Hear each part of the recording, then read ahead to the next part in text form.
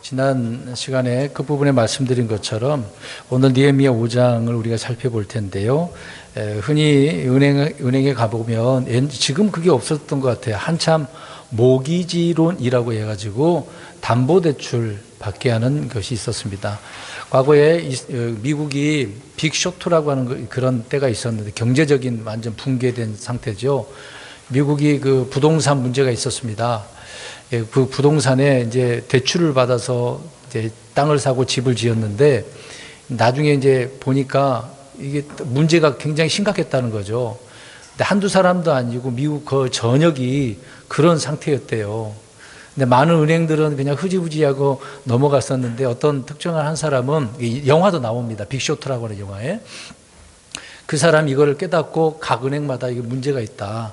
그래서 그거에 대한 무너지는 거에 대한 보험을 또 들게 하는 그런 부분이 있었습니다. 이제 그런 은행에다 제시를 하고 그가 이제 보상을 받으려고 했던 거죠. 그러니까 미리 이런 걸 아는 사람들은 대비를 하며 그 어려운 빅쇼트라고 경제적인 붕괴에 있었을 때 문제점을 어떻게 그들은 해결해 나갈 수가 있었던 거죠. 근데 뭣도 모르는 은행들과 많은 그 대출받은 사람들은 완전히 무너지게 됐던 것입니다. 그런 때가 미국에도 있었고, 이런 부동산의 문제, 대출의 문제가 계속 몇 년마다 이제 순환되어지는 부분이 있습니다. 지금 미국이 굉장히 어려운 상황이잖아요. 전 세계가 지금 이자를 다 높이지 않았습니까? 우리나라도 마찬가지고요. 또 우리나라도 계속 몇 년 동안에 그 부동산 문제가 있어서 그걸 대출을 갚지 못하는 분들이 어려움을 당하고 있지 않습니까? 이제 갑자기 그걸 대출 규제해버리고 그렇게 해버리면 이제 더 이상 어디서 돈을 빌려올 수 없는 상황이 되어지면 집을 내놔야 되는 상황이죠. 누가 안 사면 그것도 헐값에 내려서 일부만 받아올 수밖에 없는 겁니다. 그러니까 어려운 때라는 것을 볼 수가 있는 거죠. 왜 이런 이야기를 하냐면 이런 경제적인 상황이요, 어느 특정한 시대만 있는 게 아니라 항상 있었던 것입니다. 그 중에 우리가 느헤미야서 5장에 보면 바벨론 땅에서 돌아왔는데 돌아오는 사람들뿐만 아니라 거기에 여전히 남아있는 사람들도 굉장히 어려운 상황이었었습니다. 이런 문제가 그 당시 사회 문제로 드러나고 있었던 거죠. 그런데 느헤미야가 돌아왔을 때는 그 문제가 지금 드러나고 있지는 않았었습니다. 시간이 좀 지나서 이 문제가 드러났기 때문에 오늘 이제 그런 내용들을 설명을 해주고 있는 거죠. 얼마나 힘들었는가를 말씀해주고 있습니다. 이제 사회적인 그런 문제, 물론 하나님의 명령에 의해서 움직이고 주님의 뜻에 의해서 뭐 성벽 재건하고 뭐하고 모여서 그 나쁜 놈들 원수들과 대적해서 짓는 거, 그건 아무 문제도 아니었던 것이죠. 실질적으로 보면. 그러니까 외부의 문제보다도 내부의 문제가 컸다는 것을 알 수가 있습니다. 실질적으로 우리의 삶 가운데 이런 부분이 많잖아요. 내부적인 문제가 더 심각하다라는 것을 우리는 오늘 말씀들을 통해서 잠시 우리가 살펴보려고 하는 겁니다. 그러니까 말씀을 언급했던 것처럼 오늘 본문은 담보대출에 관련된 말씀을 말씀해주고 있다. 빚과 보증과 이자, 그 담보대출이고요. 그리고 심지어는 뒤에도 말하고 있습니다만 세금 문제도 있게 되었던 것입니다. 그러니까 이런 일들은 일상생활과 밀접한 관계였다라는 거죠. 신앙은 신앙이고 이건 따로따로 그게 아니라 신앙과 생활이 이런 게 다 겹쳐져 있는 겁니다. 지금도 다 마찬가지죠. 여러 번 말씀드리지만 우리가 굉장히 힘들다라고 할 때 주로 힘든다는 것은 무엇 때문이라고 그랬어요? 돈, 경제적인 것입니다. 다른 것은 둘째치고 돈 문제가 크죠. 5장은 외부의 적이 아니라 유대인들 사이에 있는 형제들, 지체들 사이에 내부의 적을 다루고 있다는 겁니다. 같은 형제인데 그 어려움 가운데 어떤 사람 잘 살고 못 살고 그런 건 둘째치고 핍박을 하는 거죠. 있는 것까지 빼앗아 갈 수밖에 없는 그런 현실. 그러니까 외부의 적과의 갈등보다 내부의 적과의 갈등이 더 훨씬 무섭고 어떻게 보면 지독하다는 거죠. 예전에 우리나라의 역사적인 그런 부분도 있지 않습니까? 조선시대뿐만 아니라 일제시대도 그랬고, 공산당들이 쳐들어왔을 때도 많은 지역마다 다 점령을 당했으니까 얼마나 힘들었습니까? 좀 전에 점심 식사 시간에 집사님하고도 잠깐 대화했던 내용이 군대 얘기하다가 이제 빨갱이 그런 얘기도 했던 부분이 있는데요. 굉장히 어려웠을 때죠. 오늘 본문은 돌아온 유대인들의 가정 경제적인 그런 문제와 빚과 그 담보대출 및 세금 문제를 다루고 있습니다. 이것들은 삶에 밀접한 관계다고 말씀을 계속 드리고 있는 거죠. 그래서 양식 문제, 빚 문제, 담보 문제, 세금 문제라는 겁니다. 3절에 보시면 그 모기지, 영어로는 모기지론이라고 되어 있습니다. 몰티티브가 이제 묵음인데 이 담보 대출이라고 하는 말이 나오는데요. 돌아온 유대인들은 주변의 원수들과 위협 속에서 경제적으로 완전히 봉쇄를 당한 겁니다. 어떻게 살 수가 없는 그런 상황이 오게 되었다는 거죠. 그리고 그들이 이제 소출이 있고 수입이 있는데 이런 것들 이제 어떻게 보면 무역 경제 활동을 해야 되잖아요. 지금 우크라이나, 러시아 전 세계 그 전쟁으로 인해서 밀 이런 어떤 팜유 공급이 안 되니까 어떤 상황이 벌어졌습니까? 경제적으로 뭐 가격이 폭등하는 것은 둘째치고 가난하고 어려운 사람들은 그냥 죽기 일보 직전이죠. 못 먹으면 죽는 상황이라는 것입니다. 그러니까 이런 경제 활동이 봉쇄되어져 버린 거예요. 이 원수들로 인해서. 그러니까 이스라엘이 제대로 살지 못하도록 그들이 다 막아버렸다는 겁니다. 그 사회 구조가 그 당시의 사회적 배경이 그렇다는 얘기예요. 유대 땅의 양식은 바닥이 나여져 있는, 오늘 뭐가 있다고 그랬어요? 3절에 기근이 있어요. 기근, 이스라엘 땅에는 기근이 많이 있었습니다. 아브라함 때, 그 이후에 아브라함 때 말고 더 큰 기근이 또 있었다고 여러 번 나오잖아요. 그곳은 기근이 많이 있었다. 그러니까 이런 부분에 있어서 봉쇄까지 당하고 있으니까 이제 양식도 바닥났죠. 그러면은 경제적인 부분은 파산을 당할 수밖에 없는 상황이다. 이제 그런 얘기예요, 지금요. 그래서 집집마다 식구들은 많은데 먹을 것이 없었고, 어디 가서 양식을 구해 와야 되는데 그런 사정도 안 됐다, 그 얘기입니다. 또 어떤 사람들은 먹고 살기 위해서 도둑질, 취해야 된다는 말이 있잖아요. 2절에 곡식을 취한다는 말은 도둑질이 온다는 얘기거든요. 그런 자도 있었다. 살기 위해서 도둑질한다는 얘기지요. 실질적으로 분유 훔쳐간 경우 우리 뉴스 몇 개월 전에 나왔었지 않습니까? 애기 먹을 돈이 없으니까 분유를 훔친 그런 일이 있었어요. 먹고 살기 위해서 훔쳐야 되는 상황. 또 어떤 사람은 양식을 구하기 위해서 땅을 저당 잡혔다. 그래서 담보대출을 받았다라고 하고 있는 거죠. 그러니까 이제 대출을 받아서 갚지를 못한 상황이에요. 그러니까 갚지 못하고 있으니까 땅까지 저당 잡혔다, 그 얘기를 하고 있는 거죠. 그러니까 이제 그것도 못 갚으면 어떻게 됩니까? 그 땅은 뺏기는 거죠. 그래서 여러분, 저당 잡혀서 하는 거는 안 하시는 게 좋아요. 근데 있는 것도 뺏기는 겁니다. 어렵다 하더라도요. 근데 또 여기 그것은 물론이고 아들, 딸들까지라도 빼앗기게 종으로 팔리는 거죠. 못 갚으니까 그 빌려준 고리대금업자는 어떻게 하는 거예요? 그러면 네 자식들이라도 내놔라. 그렇게 하는 겁니다. 왜? 그 자식들을 종으로 데려와서 어떻게 할까요? 그 자식들을 그냥 부려먹는 게 아니라 다른 데 노예로 파는 겁니다. 오늘 그런 얘기를 하고 있는 거예요. 이거 얼마나 심각했는지를 말씀해 주고 있는 거죠. 근데 이것이 다가 아니었다는 거예요. 먹고 살기 위해 형편은 어려운데 이미 페르시아 왕이 정해준 세금이 있었습니다. 정해진 세금이 있으니까 어떻게 해야 돼요? 세금을 안 내면 죽는 거죠. 그러니까 땅을, 포도원을, 이런 것들 담보로 돈을 빌릴 수밖에 없었던 거예요. 그러니까 세금을 내기 위해서 이제 뭐까지 진 거예요? 빚까지 진 거죠. 세금 내기 위해서. 지금 세금 막 올라가면은 많은 시민들이 폭동이 일어날 정도로 그런 문제가 일어나잖아요. 세금 많이 올리면 안 됩니다. 근데 지금 코로나로 인해서 경제적인 어려움을 당했기 때문에 그걸 메꾸기 위해서는 어떻게 해야 될까요? 세금으로 걷어야 돼요. 그러니까 뭣도 모르고 무조건 받게만 하면 다 좋다고 사람들은 그러는데 이건 어리석은 거죠, 실질적으로. 다 내가 내야 되는 거예요. 자식들이 내는 것도 아니고 내가 또 내야 되는 상황이 있는 겁니다. 그러니까 그런 것도 판단을 해야 되는데 이제 안 주면 어떻게 될까요, 그러면? 말했잖아요, 폭동이 일어난다고. 그것을 잠재우기 위해서 어쩔 수 없이 입법자들이 법을 내서라도 추경을 해서 사람들에게 나눠주는 겁니다. 안 내줬으면 난리 났을걸요. 유대로 돌아온 이들은 다시 돈 때문에 남의 노예가 될 수밖에 없는 그런 상황. 요즘식으로 말한다면 구제금융으로도 해결이 안 되는 그런 상황이라는 거죠.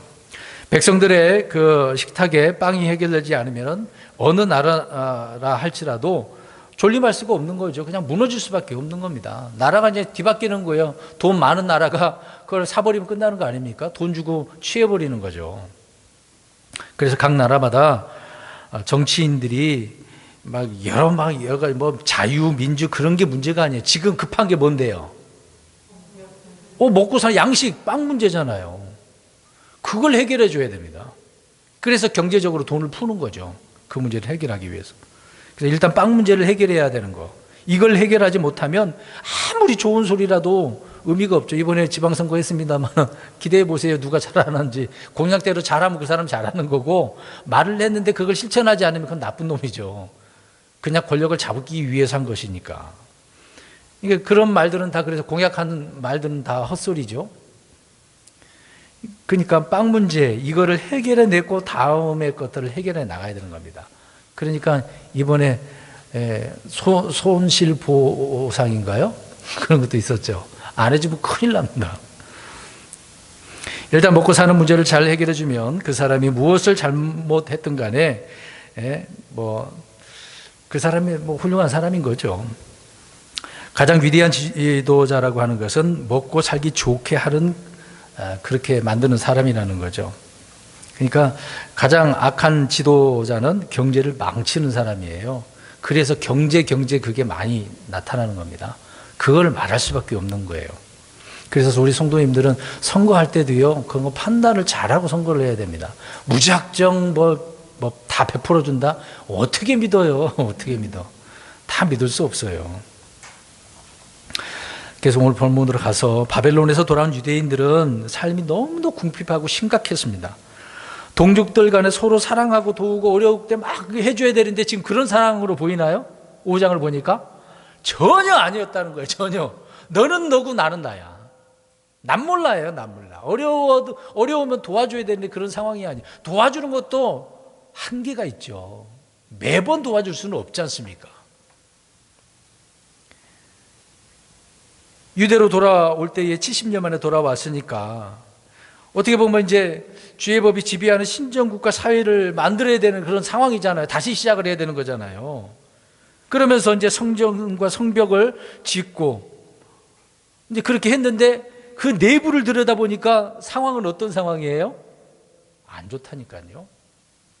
자, 보세요. 우리가 신앙생활하는 오늘 예배 드리러 나오셨잖아요. 오후 시간까지 지금 하고 있는데 주님을 찬양하고 이렇게 섬기고 기도하고 말씀 듣고 좋잖아요. 근데 우리 성도님들 삶은 여전히 어때요? 다 잘 되고 있습니까? 그건 아니잖아요. 내부적으로 보면. 그러니까 지금 돌아온 유대인들이 상황이 그랬다는 것입니다. 배경을 이해하자는 차원에서 계속 말씀드리는 겁니다. 일반적으로 사람들은 먹고 살 것이 없고 경제가 어려우면 마음도 더불어 황폐하게 될 수밖에 없습니다. 마음이 괴로운 거죠. 그러니까 이 자리에 앉아봤자 힘든 거예요. 또 돌아가면 일주일의 삶을 어떻게 살까? 경제적인 것도 어떻게 할까? 괴롭지 않습니까? 그러니까 마음이 비어져 있으면 정말 힘들다는 그 얘기죠. 지갑이 비어도 마찬가지 그런 것처럼 마음도 그렇게 되는 겁니다. 마음도. 이제 누구는 그래요. 무소유의 삶이 행복하다라고. 대답해 보세요. 없는 것이 정말 행복하신가요? 그건 다른 종교가 말하는 철학적인 거고요. 성경은 가지라고 말씀하고 있는데 예수님이 무소유였다고 막 그걸 가져가 또 그렇게 산다고 정말 말도 안 되는 소리죠. 주님은 주신다고 하는데 자기는 싫다고 하고 있고 예? 없는 것이 행복이다라고 할 수는 없는 겁니다. 그러니까 그런 분들은 다 가지고 있어서 그래요. 없이 살아봐요. 태어날 때부터 가난한 집에서 태어나봐요. 어떨까요, 여러분? 갖고 싶지. 없어봐야 알고 굶어봐야 그런 말이 쉽게 나오지는 않는 것이죠. 그러니까 정치인들이 경험해보지 못한 분들은 잘 모르는 거예요. 아무튼 돌아온 유대인들은 바벨론에서 살 때보다 훨씬 더 어려워요? 아주 쉬워요? 어려워요. 큰 고통을 겪고 살고 있는 거예요. 그러니까 어떻게 보면 돌아오지 않는 게 나올 수 있던 거죠. 그래서 안 돌아오는 사람들이 태반이었어요. 돌아온 사람들은요, 일부분만 얼마 안 돌아왔어요. 다 포로로 잡혀갔는데 수백만 명이 잡혀갔거든요. 근데 돌아온 사람 몇만 밖에 안 돼요. 돌아와서 그래도 희망을 갖고 돌아왔는데 이런 상황에 직면했으니, 자, 한 절씩 보겠습니다. 읽지는 않겠습니다. 아까 읽었으니까 1절 눈으로만 보세요. 1절 보니까 백성과 그들의 아내들이 자기들의 형제 유대인들에게 크게 지금 부르짖고 있는 상황입니다. 고통으로 부르짖었다고 이야기하고 있어요. 근데 이들은 주변의 원수들과 대적들에게 부르짖는 것이 아니라 지금 자기들의 형제 유대인들 때문에 하나님께 부르짖는 거예요. 물론 하나님뿐만 아니라 많은 사람들이 여기저기 막 이런 아픔의 소리가 들리는 거죠. 어떻게 살아? 어떻게 살아? 이런 거죠. 어저께인가 그저께 누워서 자고 있는데 저녁 늦게요. 어떤 여자분이 나 어떻게 한참을 어떻게 한다고 그렇게 막 울면서 소리 지르고 있더라고요. 그 내용은 모르겠습니다만은 여러분 그 정도 큰 소리로 이렇게 길가에서 할 정도면 무슨 문제가 있었겠죠? 그 여기를 생각해 보죠, 이 사람들. 이건 실제적인 거 아닙니까? 얼마나 크게 부르짖었겠어요. 먹을 것이 없어서 그런 겁니다. 먹을 것이. 돌아온 유대인들은 넓은 땅을 정착해서 사는 것이 아니라 오히려 궁핍방 가운데 살고 있었다는 것입니다. 이들은 양식이 없어서 굶게 되었다, 그 얘기죠. 이제 굶어서 이제 죽을 판입니다. 유대인들은 고통 가운데서 성전을 건축했고 성벽 건축까지 했어요. 이런 일을 했다고 해서 경제가 확 막 살아나고 달라지고 그러지는 않았다는 겁니다. 없는 살림에 엄청난 규모의 건축 공사를 했던 거죠. 경제 사정을 더욱 어렵게 만들고 있었던 겁니다. 따져보면은요. 성전 공사나 또 성벽 공사는 돈이 되는 일이 아니에요. 돈이 되는 게 아니에요.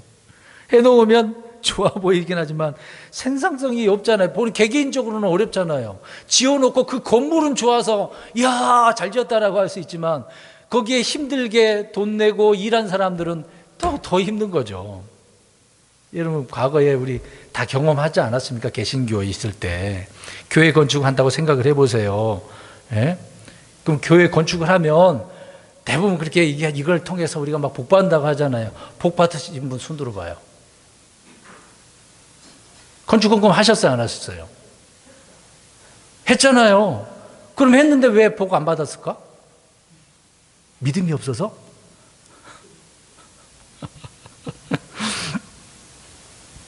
그게 아니죠. 그러니까 개신교 목사들은 그걸 이용하는 겁니다. 성도님들 성금 내게 하려고요. 실질적으로 교회를 기우면 성도들이 그냥 나 여기 다니는 성도니까 뭐 마음은 뭐 그냥 그렇다 자랑스럽기도 하기를 하겠죠. 근데 실질적으로 누가 부자가 된 건데요? 누가 잘 된 거죠? 대답을 잘 해보세요. 성도들은 아니죠. 교회 자체 목사가 그러는 거죠. 물론 같이 짓고 하는 거는 잘한 일입니다. 교회가 이렇게 세워지는 거 중요하기도 하죠. 근데 그럴 때 막 성도들은 그냥 한 게 아닙니다. 통장에 돈이 있어서 하신 건가요? 대부분 안 하고 어떻게 했어요? 그렇죠. 대출받아서 했잖아요. 솔직히 얘기해 보세요. 그렇지 않습니까? 대부분. 그래서 대출 권하기도 하고 화려한 건축물을 지어서 예배도 드리고 이 교회 차원은 괜찮은데 성도님들은 어렵죠. 그걸 갚아야 되니까. 저와 여러분이 주님을 섬긴다고 해서 갑자기 부자가 되는 건, 형통하게 되는 건 없습니다. 믿음은 믿음이고 삶은 삶이에요. 그냥 뭐 갔다가 뭐 바쳤다고 해서 대박 터지면 누구나 하면 되지. 다 할 수 있는 거 아니겠어요? 근데 그렇게 했는데 복 받은 사람 막 여기저기서 간증 소리 들리긴 해요. 근데 다 그럴까요? 아니에요. 그런 건 없습니다. 그러니까 이런 말들에 많은 분들은 속아요. 그래서 이 시대가 과거의 시대도 그렇고 지금의 시대도 별반 다를 게 하나도 없습니다. 그러니까 1절에 지금 크게 부르짖었다. 누구 때문에? 자기 형제 유대인들 때문에. 외부의 적이 아니에요, 지금요. 2절 보겠습니다. 눈으로 보십시오. 자, 이제 곡식을 취해서 먹고 살아야겠다고 하긴 했는데 이제는 어떤 입장이래요? 그랬어요, 아까. 곡식을 취해야 된다. 이 말이 뭐라 그랬어요? 도둑질해야 되는 상황이다. 유대인들의 사정이 얼마나 열악했는지를 말해주고 있는 거죠. 도둑질까지 해야 돼. 파산 상태. 없다는 얘기예요, 지금. 없어서 도둑질해야 된다. 사람은 많고 먹고 살 길이 없었기 때문에 도둑질을 할 수밖에 없었던 거죠. 이런 빈곤의 악순환이 되어진 상황을 보시기 바랍니다. 그러면 이 문제를 해결할 방법이 뭐겠어요? 이런 상황이니까 누군가 외부에서 어떻게 해줘야 돼요?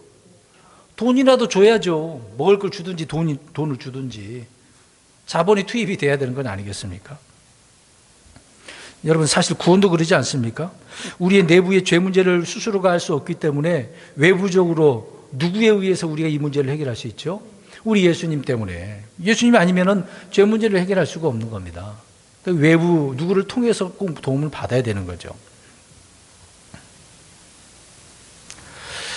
유대 그 나라가 지금 국경이 완전히 봉쇄되어졌고 사방은 적들로 가득 차 있고 진을 치고 있으니 뭘 할 수가 있겠습니까?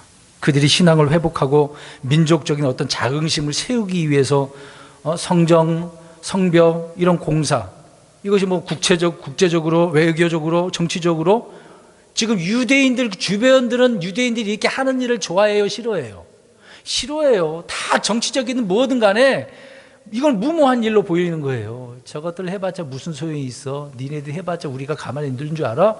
이미 앞에서 다 말씀드렸지 않습니까? 이것은 먹고 살기 어려운데 외부를 자극하는 그런 일들이겠죠. 계속해서 주변국들의 긴장을 조성하고 힘도 없으면서 외부와 싸움을 유발할 수 있는 그런 행위들, 건축하는 이유가 그런 이유거든요. 서로 싸우자라고 하는 그런 의미죠. 그러니까 국제사회의 고립을 스스로가 자초하고 있었던 내용이라고 할 수가 있습니다. 그러면서 지금 어렵게 살고 있는 거죠.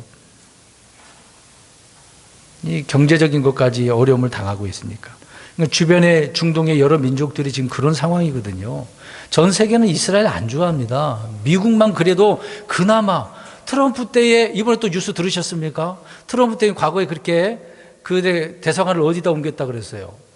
예루살렘으로. 근데 이제 바이든도 거기 방문한다 그러잖아요. 잠깐 미뤄지긴 했습니다만은. 그런 다 정치적인 의미가 있거든요. 그나마 그래도 미국이 도와주고 있어요. 미국이 아직 안 무너진 이유가 또 있겠죠. 네. 그러니까 누군가는 도와줘야 되는데 중동의 여러 민족들은 싫어해요. 여전히. 그들의 무슬림의 교리는 뭔지 아십니까? 유대인들을 죽이면은 뭐가 되는 줄 아세요? 영웅이 됩니다. 그들의 교리가 그래요. 유대인들을 죽여야 영웅 대접을 받기 때문에 한 단계 레벨이 올라가요. 그들은 몇 단계, 7단계가 있다고 들었는데 맨 바닥부터 꼭대기에 올라가야 된대요. 그러면 죽어서 잘 먹고 잘 사고 여자들이 막 같이 딸리게 살고 그렇게 된대요. 그래서 목숨 걸고 자폭 타고 그런 겁니다. 말도 안 되는 교리죠. 특히 유대인들을 죽이면 그들의 교리가 그렇대요.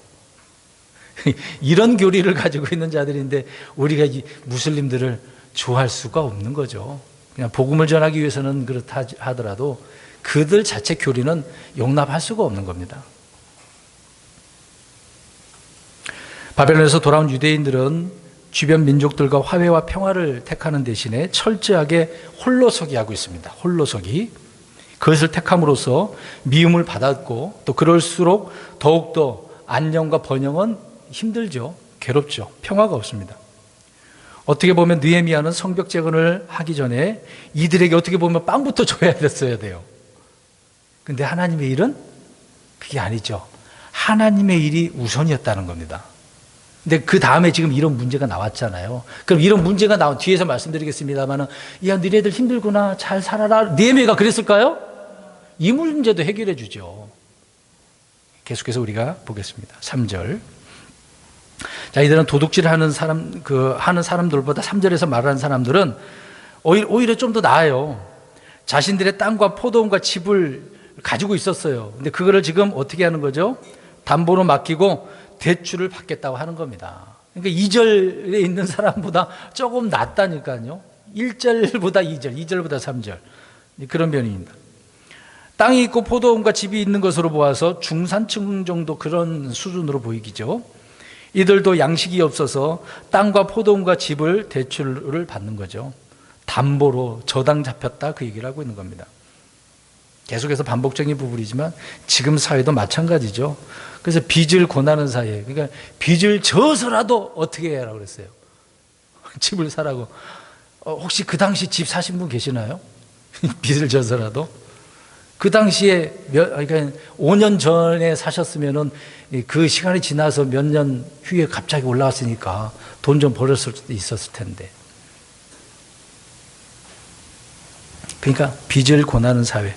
큰 돈을 가지고 싶어서 담보대출을 해서 평생 동안 갚아야 되고, 다 갚았다 싶으면 또 다시 역대출을 받아가지고 또 하고, 늘려가는 거죠. 가옥에 가옥을 더 늘린다고 하는 것처럼 막 늘려가는 사람. 돈 버는 사람은 그렇게 하더라고요. 그러니까 모든 것을 빚으로 해결하는 그런 시대. 그게 모기지론이다, 그 얘기입니다. 담보대출로. 그러면 생각해 보세요. 정부는 가지고 있는 사람들의 것을 어떻게 하든 그걸 어떻게 하려고 그럴까요? 잘 갚으라고 할까요? 아니에요. 빼앗으려고, 가져가려고 합니다. 더 빚을 지라고 하는 거죠. 자, 어느 정도 땅과 포도원이 있었던 이들은 역담보대출을 하겠다. 그러니까 역모지기론이죠. 모기지론 해놓고 또 역모기지론입니다. 이것은 말이 좋아서 담보대출이지 그건 아닙니다. 다 빼앗아 가겠다는 얘기죠. 자, 4절 보겠습니다. 자, 이번에는 먹고 살 것이 있긴 있어요. 근데 이들에게는 무슨 문제다? 세금 문제다. 세금. 그러니까 당시의 과세가 만만치 않았다는 얘기입니다. 반드시 내야 돼. 예수님께서 그 땅에 오셨을 때도 마태 세리가 있었잖아요. 그리고 또 키 작은 삭개오도 세리장 아니었습니까? 세금 문제가 심각했던 거죠. 왕의 세금을 내기 위해서는 땅과 포도원을 맡기고 돈을 빌렸다, 그 얘기입니다. 그러니까 어떻게 보면 식민지로 전락한 유대인들이죠. 그들이 이제 페르시아 왕이 정해준 세금을 내야 할 수밖에 없는 거. 그래서 돈이 있어야 되는 거죠. 그래서 땅과 포도원을 저당 잡혔다, 그 얘기입니다. 이것도 지금 빼앗기게 되는 상황이 되었다, 그 얘기하고 있습니다. 소득이 있는 곳에 세금이 있는 것이어야 되는데 그게 아니었어요. 그냥 세금을 내라. 소득 없이 세금 내면 안 되는 거잖아요. 근데 이 당시에는 어떻게 소득 없어도 내야 된다니까요. 그래서 지금 부르짖는 거예요. 이들도 역시도 마찬가지입니다. 조금 나았을 뿐이지 마찬가지로 지금 어려운 거예요. 왜? 이들은 지금 소유가 있으니까. 근데 뭔가 걷어들여야 되는데 그것도 없는 상황이니까 대출을 받을 수밖에 없었던 거죠. 세금을 내기 위해서. 집을 팔지 않아도 소유만 해도 재산세가 붙죠. 생각해 보세요. 뭐 보유만 하고 있으면 또 보유세고, 팔면 소득세를 내야 되잖아요. 우리가 지금 대한민국 주민이면 무슨 세를 내죠? 주민세 내잖아요. 잘 살다가 저 가지고 있는 거 자녀들에게 물려주면 상속세, 증여세 누가 넘겨주잖아요. 열심히 노동하신 분, 직장 다니신 분들은 무슨 세금을 또 내죠? 예전에 많이 그게 있었는데, 갑근세? 담배 피우시는 분들은 다 세금 포함되어 있잖아요. 담배세도 내잖아요. 주류세도 내고 등록세도 내야 되고 굉장히 많습니다. 그러면 생각해, 성경이 이스라엘 백성들에게 내라고 하는 세금보다 나라에서 내라고 하는 세금 어느 게 더 많을 것 같아요? 나라에서 내는 게 더 많아요. 심각한 겁니다. 근데 이런 걸 모르는 사람들은 교회에다가 헌금 내는 거 굉장히 막 안 좋게 생각하잖아요. 그냥 몰라서 그러는 거죠. 자기들이 내고 있는 세금 얼마나 나간지도 모르고. 4절에 세금 문제까지 왔다. 자, 5절 보시기 바랍니다. 자, 이제는 5절에는요, 먹고 사는 문제가 해결이 안 돼서 자식을 팔아먹게 되었다. 딸들이 먼저 팔려갔죠. 그러면 딸들을 다시 데려오려면 어떻게 해야 됩니까? 돈이 필요하죠. 돈도 없어요. 성량할 힘이 없어요. 데려와야 되는데. 고리 대금업자들은 담보물만 취하는 것이 아니라 갚지 못하면 이렇게 자녀들까지 취해버렸으니까 더 고통이었던 거죠. 우리나라 조선시대 때 그러지 않았습니까? 없어서 팔았잖아요. 팔려간, 그 영화도 있지 않습니까? 오싱인가요? 오싱인가 빙점인가, 그 영화 그렇지 않습니까? 여러분, 율법에 따르면 이스라엘은요, 돈을 빌려주어도 이자를 취할 수 없어요. 이스라엘 사람들끼리는 이자를 못 받게 해놨습니다. 근데 지금 같은 유대인들인데 어떻게 하고 있어요? 이자를 받고 있어요. 받지 말라고. 그것이 율법인데. 담보물을 잡으면 해가 지기 전에 돌려주라고 그랬거든요. 근데 현실은 지금 그렇지 않았다는 겁니다. 그러니까 사채라고 하는 것이 얼마나 무서운가를 말해주고 있는 거죠. 옛날에 이 당시에 있었어요. 지금 이루어지는 일들이 그대로 있는 거지 않습니까? 출애굽기 22장 25절과 26절에 나와 있습니다. 누구에게 돈을 빌려주거든 그에게 이자 받는 자 같이 굴지 말라. 이자를 부과하지 말라. 담보를 잡거든 해질 때까지 그에게 같이 하지 말고 넘겨주라 말씀을 하고 있습니다. 이스라엘은 통으로 옷을 입었거든요. 그래서 그 옷을 담보로 자기를 다 맡긴 거나 마찬가지예요. 정말 가난한 사람들은 마지막 이 옷이거든요. 그것도 돌려주라고 그랬습니다. 하나님께 이자를 받지 말고.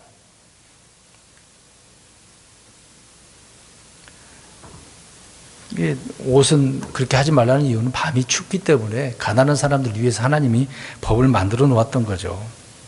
그런데 이자를 취하지 못하고 담보를 잡지 못하면 그건 어떻게 살겠습니까? 그냥 망하여서 이제 죽는 수밖에 없는 거죠. 유대인들은 자기 형제들을 위해서 담보를 잡거나 이자를 취하는 것은 불가능한 구조였음에도 불구하고 그렇게 이자를 받고 담보물을 받고 안 돌려주고 아들, 딸들을 데려다가 노예로 팔고 노예로 삼고 그런 상황이었던 것입니다. 그런데 우리는 이런 면에서 여러 번 말씀드리지만 주께 빌려드리는 자가 돼야 되잖아요. 이자라 받는 거 하지 말고 누구에게 빌려주면 하나님께 빌려드렸다라고. 그러면 누가 갚아주신다 그랬어요? 하나님이. 잠언 19장 17절에 하나님이 갚아주신다 그랬어요. 그 사람에게 안 받아도 하나님이 나에게 갚아주신다. 이 말씀을 믿으면 우리가 남에게 빌려줄 때 뭐 없으면 못 빌려주는 거잖아요. 빌려줄 수 있는 상황이라고 한다면 이자 받지 말고 원금 받을 수는 있겠죠. 이자를 받지 말라 그랬으니까. 그럼 그거에 대한 것을 하나님이 갚아주신다는 얘기죠. 말씀 믿으십니까? 그럼 그대로 실천하시면 돼요. 다른 거 없습니다. 다른 생각하지 마세요. 단순하게 우리 이런 부분에서는 생각해야 되겠죠. 그러니까 주께 빌려드리면 주께서 갚아주신다. 사도 바울도 사도행전 20장 35절에 후반부에 또 주 예수님께서 말씀하신 것, 즉 주는 것이 받는 것보다 더 복되도다 그렇게 얘기했습니다. 주라고요. 받으려만 하지 말고 우리 그리스도인들은 주는 게 좋습니다. 못 받아도 그냥 내가 섬기는 게 좋아요. 없으면 뭐 받아 먹을 수는 있겠죠. 근데 할 수 있으면 그렇게 하는 게 좋다 그 얘기인 것입니다. 근데 평생 재산을 모아서 죽으면 누구의 것이 되겠는가라고 하는 문제가 되는 거죠. 지금요. 오늘 말씀을 보면 잠언 28장 8절에 이자놀이와 불의한 이익으로 자기 재물을 늘리는 자는 가난한 자를 불쌍히 여길 자를 위하여 그것을 모은다라고 이야기합니다. 그러니까 평생 재산을 모았는데 죽으면은 지금 뭐 자녀들에게 물리고 그렇다 할 수도 있는데 성경대로 한다면 누구에게 그게 가버리는 거예요? 가난한 자를 불쌍히 여기는 사람. 그러니까 그 불쌍히 여기서 구제하는 사람 있잖아요. 그 사람에게 갖다 주는 거예요. 희한하죠? 근데 하나님 말씀대로 다 되더라고요, 보니까. 그렇게 가난한 사람을 그냥 넘어가는 게 아니라 이렇게 섬기려고 하는 사람이 있으니까 하나님 그런 사람들을 또 사용하시는 거죠. 그러니까 성도라고 한다면 불의한 이익과 의의가 없는 소득을 추구하지 말고 분명한 것을 바르게 우리가 취해서 하나님의 영광을 위해서 써야 되겠죠. 나 자신 먹고 사는 위해도 써야 되지만 주님의 영광을 위해서도 그렇게 해야 되는 것이죠. 그래서 4절은 지금 자녀들까지 팔아먹는 그런 문제. 5절 보십시오. 이제 보라 우리가 우리의 아들 딸들을 속박하여 종이 되게 하는도다. 이게 돈이 없다 보니까 자식을 팔아먹게 되었는데 빚을 갚지 못하니 뭐 부모의 눈에서 막 피눈물이 나오는 거죠. 속박을 되어졌고 종이 되게 만들었으니까요. 율법에 따르면 이런 일이 있을 수가 없는 얘기거든요. 레위기 25장 39절에서 43절에 나오고 있습니다. 내 형제가 가난하게 내게 팔리거든 너는 그를 강자의 노예처럼 섬기게 하지 말라고 그랬습니다. 근데 이들은 지금 노예처럼 그렇게 해버렸고 노예로 팔아버린 거잖아요. 철저히 이게 말씀으로 못 살고 있는 거예요. 그러니까 성벽 건축한 거는 잘했어. 어찌됐든 했어. 하고는 있는데 이들의 행위는 지금 말씀대로 안 하는 거예요. 그러면 어떻게 이게 제대로 안 됐는데 영적 부흥이 일어날 수가 있고 서로 형제를 사랑할 수 있는 관계가 될 수 있겠습니까? 이들은 지금 그들은 다 형제잖아요. 그렇게 불리고 있는데 안 되는 거죠. 안 되는 거. 팔리는 사람이 있으면 노예처럼 대하지 말라고 했는데 참 뭐 희전이 되면 또 놓아줘야 되는 부분도 있잖아요. 그런 것도 없는 겁니다. 지금 사정이. 유대인들 중에 누군가 노예가 필요하다면 사방의 이교도들 중에서 취하라고 했는데 형제들끼리는 하지 말라 그랬는데 지금 그렇게 하고 있었다. 6절 보시기 바랍니다. 자, 이제 느헤미야는 백성들의 부르짖음과 이런 말들을 듣고 어떻게 했어요?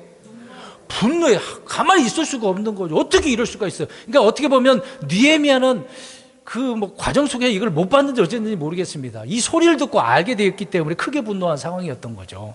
아니, 와하고 성벽 짓고 있는데 이렇게 힘들었었구나. 나중에 알게 된 사실처럼 보입니다. 이런 때 경제적인 고통을 겪는 백성들의 마음을 위로해주고 앞으로 우리가 어떻게 해야 되는가 이걸 마련해주고 있는 그렇게 하고 있는데 지금 막 크게 성질을 내고 있는 거예요. 지금요. 큰 문제거리다 그 얘기를 하고 있는 겁니다. 백성들의 불평이나 하는 일이 율법은 고사하고 인간의 본성이나 양심마저도 완전히 지금 무너진 불법들을 행하고 있었기 때문에 말씀대로 안 살고 있는 거잖아요. 성전을 짓긴 지었는데 성전에 계신 그 주님 앞에 부르짖을지도 모르고 말씀대로 사는 그 법도 모르고 있으니까 더 크게 분노하는 거예요. 자, 보세요. 금방 말씀 잘 이해를 하세요. 뭐 양식 문제, 뭐 자녀 땅 저당 잡힌 거, 세금 문제, 그건 둘째치고 이들이 말씀대로 지금 살지 않으니까 막 더 크게 분노하는 거예요. 성전 짓는 건 그 짓는 건 짓는 거야. 근데 말씀대로 안 살고 있지 않습니까? 그럼 이렇게 표현할게요. 제가 성경 읽기 하고 문답하고 하긴 하는데 말씀대로 안 살면 소용없는 거죠. 제가 왜 이 일들을 시킵니까? 그 말씀을 한 절에다 읽으면 깨닫고 내가 바르게 살아야 되겠구나. 더욱더 주님과 밀접한 관계를 맺게 하려고 저는 이 일을 추진하고 있고 계속 주장하고 있는 건데, 근데 성도님들은 그렇게는 안 하고 그냥 단지 요것만 제출하고 나 했다라고 해버리면, 말씀대로 안 살면 여기 나오는 사람들하고 별반 다를 게 뭐가 있습니까? 그러면 안 되는 거죠. 안 되는 거죠. 이들은 지금 법에 따라 사는 법도 모르고 있으니까 느헤미야가 더 화가 나는 거예요. 더 화가 나는 거예요. 담보대출을 받고 뭐 그건 어쩔 수 없는 상황이잖아요 지금요. 근데 법을 어겨가면서 하니까. 7절 보세요. 또한 느헤미야는 분노한 것만이 아니죠. 스스로 깊이 생각한 거예요. 이제 문제 해결해야 되잖아요. 백성들의 어려운 현실을 보고 깊이 생각하면서 현실의 해결책을 제시해야만 했던 거죠. 그래서 느헤미야는 이 일들의 주동자들, 귀족들과 치리자들을 불러다 놓고 어떻게 합니까? 책망하는, 꾸짖은 거예요. 먼저 이 문제를 개혁을 해야 돼요. 바로 잡아야 돼요. 그러니까 정치인들이 잘못된 것부터 이걸 개혁을 해야 되는데 그런 건 개혁을 안 하고 쓰잘데없는 말만 서로 헐뜯기만 하고 있잖아요. 그런 자들은 찍지 말아야 돼. 화가 나네 이런 거 생각하니까. 그러니까 이자를 취하는 것은 불법이라고 그래서 말을 해주고 있는 겁니다. 유대인들끼리는 안 된다고 그랬으니까. 다른 자 이방인들에게는 하지 왜 유대인들끼리 하냐고요. 그러니까 율법은 이런 문제로 인해서 계속 반복적으로 설명을 하고 있습니다. 레위기서 25장 37절에, 신명기서 23장 19절에 돈을 주지 말고 이득을 취하지 말라고, 꾸어주고 이자를 받지 말라고 여러 번 반복적으로 말씀하고 있습니다. 그러니까 형제들 간의 거래를 통해 막 이득을 취하지 말라고 하는 거죠. 그냥 원금은 받긴 받는 것이지만 이자는 받지 말라. 형제의 고난과 가난과 궁핍을 나의 이익을 위해서 기회로 삼지 말라고 하는 그런 의미거든요. 근데 그런 곳 속에서 나는 괜찮으니까 그것을 내가 취하려고 이런 나쁜 짓을 했다는 거죠. 법을 어겨가면서. 이 세상은 그렇게 할 수는 있어도 하나님께서 하나님 백성, 특히 이스라엘 백성, 오늘 보면 이스라엘 백성들이잖아요. 그래서는 안 되는 건데. 이건 사악한 일이라고 말씀하고 있습니다. 그러니까 주님은 어떤 것에도 이자 받지 말라고 했던 것입니다. 말 바꾸기로 뭐 하면 안 되지. 뭐 투자 뭐 그런 말 하지 말고 성경대로 해야죠. 그러니까 유대인들은 이교도들에게는 받아도 되지만 형제들에게는 금해놨기 때문에 안 되는 거죠. 그래서 유대인들은 국제 구명을 할 수밖에 없습니다. 그러니까 유대인들이 전 세계에서 돈이 많아요, 적어요? 많아요. 부자예요. 부자예요. 유대인들을 우습게 생각하면 안 됩니다. 홀로서기는 하고 있습니다만은 그들에게 아브라함을 통해서 복을 주셨기 때문에 그래요. 그들은요. 미국의 월가 지금 줄을 잡고 있는 거잖아요. 예? 블랙록이라고 회사 아십니까? 그들은 1경 이상을 움직이는 사람들이에요. 전 세계를 좌지우지하는 사람, 유대인들입니다. 무시하면 안 돼요. 미국의 두 개의 그 회사 이름이 갑자기 생각 안 나네요. 그들은 대부분 다 유대인들입니다. 바이든이 그들을 데리고 지금 경제를 움직이고 있습니다. 그걸 보셔야 돼요. 지금 이득을 누가 제일 많이 취할까요? 미국입니다. 신명기 23장 20절에 너는 타국인에게 구워주고 이자를 받아도 되려니와 내 형제에게는 구워주고 이자를 받지 말라. 그래야 되는데 이걸 안 하고 있었으니까요. 그래서 그들을 지금 꾸짖고 있는 겁니다. 꾸짖고 있다. 주님은 믿는 자들에게 보상을 해주시는 분이죠. 말씀대로 믿고 행하는 사람에게는 믿음의 행위, 선한 행위, 의로운 행위가 나오는 거죠. 그러면 주님께서 보상을 해주시는 겁니다. 우리는 이제 그렇게 살아야 되는 거죠. 근데 당시 이 사람들은 형제들의 어려움을 자기 이득으로 취하고 있었으니까, 기회를 삼고 있었으니까, 그래서 책망할 수밖에 없는 것입니다. 8절입니다. 이제 두 구절 남았습니다. 느헤미야는 귀족들과 치리자들을 꾸짖으며 우리는 우리의 힘을 다하여 이교도들에게 팔린 형제들을, 유대인들을 어떻게 했대요? 속량했다. 이 말이 무슨 말이에요? 그러니까 느헤미야는 지금 자기 힘을 다해서 이교도들에게 팔린 형제들을 속량했다. 돈 주고 어떻게 했다는 거예요? 다시 데려왔다는 얘기예요. 근데 너희들은 뭐 하고 있냐? 그 얘기를 하고 있습니다. 그러니까 자신은 왕국에서 힘이 있었기 때문에 그렇게 하고 있었다고 지금 느헤미야가 이야기해 주고 있는 거잖아요. 자신의 재산으로 형제들을 건져내기 위해서 그렇게 평소에 하고 있었다. 그런데 자기뿐 아니라 유대인들도 다 그렇게 하는 줄 알았는데 와서 보니까 어떻게 하고 있어요? 핍박하고 있는 거죠. 형제들을. 이익을 취하고 있습니다. 귀족들과 치리자들은 같은 마음을 가지고 있지 않고 돈을 빌려준 뒤에 이자를 받고 갚지 않는 못한 형제들과 자녀들을 그렇게 팔아버렸다. 종으로 삼아버렸다. 그러니까 돈 앞에서 형제도 없다라고 하는 거죠. 그들은요. 이득을 경건이라고 했기 때문에 그렇습니다. 이득을 하나님을 따르는 것으로 판단하는 거죠. 만몬을 섬기는 자는 그래서 하나님을 섬길 수 있을까요? 없을까요? 그러니까 이들이 지금 말씀대로 안 사는 거죠.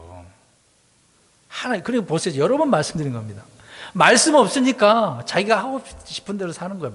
말씀대로 안 사는, 순종이 안 되는 거죠. 돈을 사랑하는 자는 모든 악의 뿌리라고 그랬으니까요. 거짓 사도, 거짓 교사, 거짓 대언자들의 특징이 바로 이것입니다. 더러운 이익을 위해서 거짓을 가르치는 거. 참을 가르치지 않습니다. 거짓을 가르치죠. 그래서 좋은 말과 빼어난 말솜씨로 속인다고 사도 바울이 로마서 16장 18절에 말하고 있습니다. 디도서 1장 11절에도 속인대요. 더러운 이익을 취하려고. 그래서 가정을 완전히 망가뜨리는 거죠. 그러니까 특히 이단들일수록 그렇지 않습니까? 우리 교회 한 분 오셨잖아요. 여호와 증인, 어디죠? 저기 안상원 거기 빠진 분 나왔는데, 거기를 나왔는데 11조 안 낸 게 있었대요. 그걸 받아내려고 계속해서 문자 보내고 쫓아오고 그랬대요. 그래, 어떻게 했을까요, 그분이? 귀찮아서 내줬대요.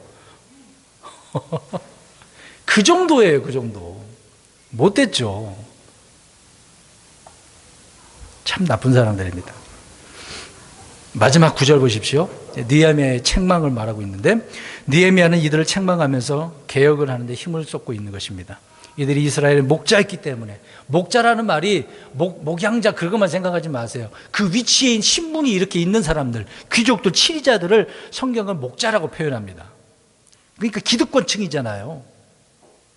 그러니까 귀족들, 장로들, 제사장들, 치리자들 다 포함하고 있는 것입니다. 백성들은 양떼로 표현하고 있으니, 그러니까 유대인들은 신정국가에 있기 때문에 백성들은 다 유대인들이고 유대교를 믿고 있지 않습니까? 그러면 잘해야죠. 그래서 너희 목자들아, 이런 말들이 성경에 자주 나옵니다. 그러면 신약은 어떻습니까? 구약은 신정국가라고 한다면 신약은요, 신정국가가 아니죠. 달라요. 이제 그럼 신약에서 목자는 누구를 말할까요? 성경 교사, 목양자. 이제 목사라고 하지는 않습니다. 성경에 목사라는 단어 그렇게 언급하는 것보다 목양자의 의미가 더 정확하긴 합니다. 이스라엘은 기본적으로 이스라엘 양떼의 목자였던 것이죠.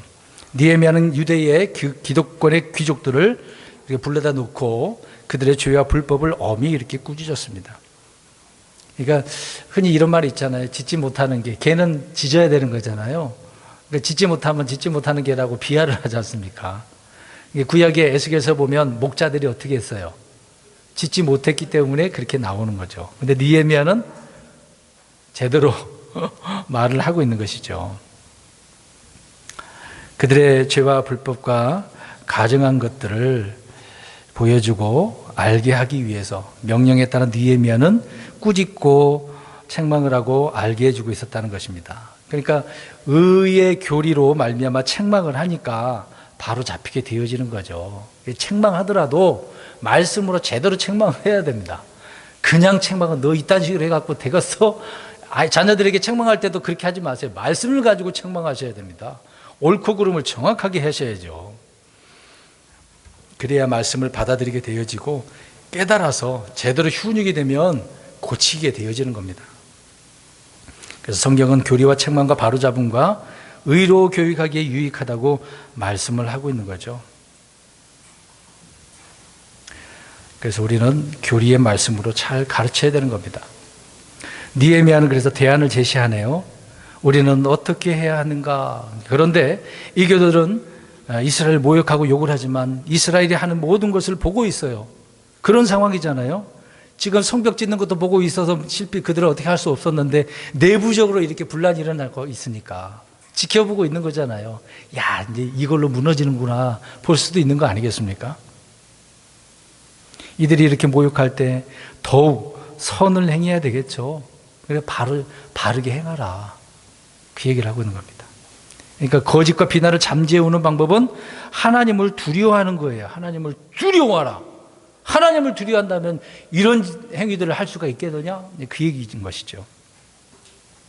로마서 8장 28절에 우리가 알거니와 하나님을 사랑하는 자들 곧 그분의 목적에 따라 부르심을 받은 자들에게는 합력하여 선을 이룬다고 했습니다. 이렇게 해야 하나님의 뜻을 이룬 것 아니겠습니까? 그래서 이럴 때일수록 하나님의 사랑으로 사랑해야 되고 그걸 기억하고 그렇게 실천해야 되겠죠. 우리는 고난이나 염려가 전혀 없는 가운데 부름을 받은 게 아닙니다. 더 심각해요. 오늘 여기 있는 사람들처럼 고난 속에서 주님을 섬기도록 부름을 받았다는 겁니다. 그러니까 이제 돌아온 유대인들도 그런 부름을 받은 거잖아요. 하나님을 섬기는데 고난 가운데 부름을 받은 거예요. 고난 가운데. 근데 못된 놈은 꼭 있더라고요. 어딜 가느나 신실하게 하나님께 신실하게 자신을 드리려고 하는 사람이 있는 반면에 꼭 못된 놈은 있어가지고 괴롭히더라고요. 믿는 사람들을. 그래서 형제들 간에 갑질이 일어나는 겁니다. 갑질이. 내가 먼저 이 교회에 왔으니까 터줏대감처럼 막 갑질하는 그러면 안 되겠죠. 자, 이런 것을 우리가 생각해 볼 때 현실도 마찬가지입니다. 우리는 공격하는 것이 외부의 적보다 믿음의 형제들이 먼저 이런 공격을 하고 있다. 눈으로 보셔야 됩니다. 이제 그런 것이 없는 교회가 정말 좋은 거예요. 뒤에서 험담하고 그러지 않아야 되는데 없는 것이 좋은 것입니다. 그런 문제 때문에 교회 안 가고 싶은 사람들도 많이 있죠. 그래서 우리는 선한 양심을 가져야 된다고 베드로전서 3장 16절에 베드로 사도가 언급을 하고 있는 겁니다. 결론적으로 말씀드릴게요. 우리는 외부의 적이든 내부의 적이든 신자로서 해야 될 일 해야 됩니다. 환경은 달라지지 않았습니다만 내 믿음은 막 은혜가 넘치고 막 주님 막 행복해. 근데 삶은 여전히 힘들어요. 그래도 우리는 그런 상황 속에서 주님을 신실하게 섬겨야 된다. 만약에 잘못한 것이 있다고 한다면 오늘 책망을 받아서라도 바로 잡혀서 바르게 함으로 말미암아 모든 믿음의 형제 자매들이 바르게 행복하게 사는 그런 삶을 살아야 되지 않겠습니까? 우리 성도님들이 그렇게 하셨으면 좋겠습니다. 기도하겠습니다.